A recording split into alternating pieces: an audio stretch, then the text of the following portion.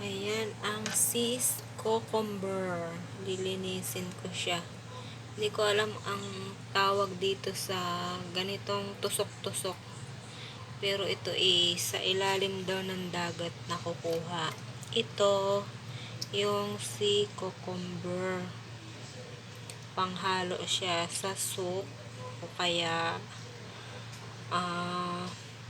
parang adobo na baboy, pwede siyang ihalo.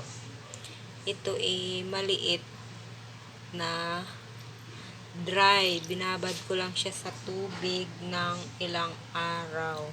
So, meron siya sa loob na laman na buhangin. So, ayan, lilinisin ko siya. Ayan siya.